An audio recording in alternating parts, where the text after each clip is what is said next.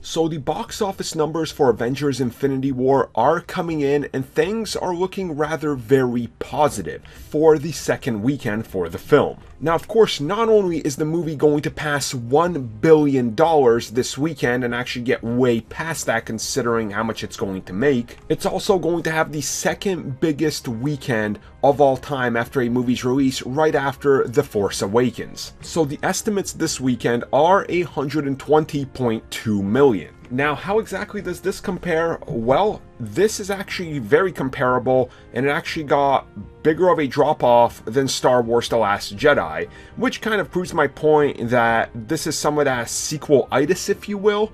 You know, and it's a rather interesting thing, because The Last Jedi made a lot of money, but people were still saying, oh, second weekend, it's a failure. But this movie's getting all the accolades. So you have to really kind of compare and kind of look at it and go, look, they both succeeded. This movie is rather big, and it's going to keep making a ton of money. Now, of course, unlike The Last Jedi, this movie is going to pass its predecessors and make way more in the entire box office run, so things are going to be rather good for Marvel Studios. Now, on the other hand, when it comes to some other comparisons, recently the Solo: A Star Wars Story tickets have went on sale, and that movie has actually done something that I don't think many people have thought it was ever going to do, or even considered it was going to do.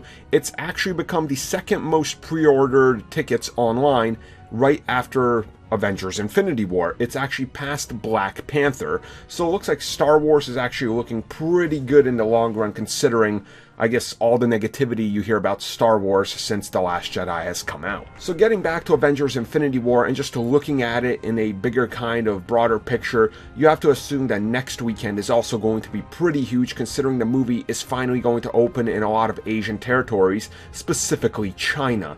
And that's the big money maker, because if it would have opened in China along with the United States, it was estimated it would make another $180 million, which would have been absolutely insane. So looking at just those numbers and how big it's going to be when it actually opens over there, this movie is just going to be a non-stop roller coaster of a ride all around the world till it's out of the theaters, which is going to take quite a bit of time. But overall, looks like all things are looking up for Disney.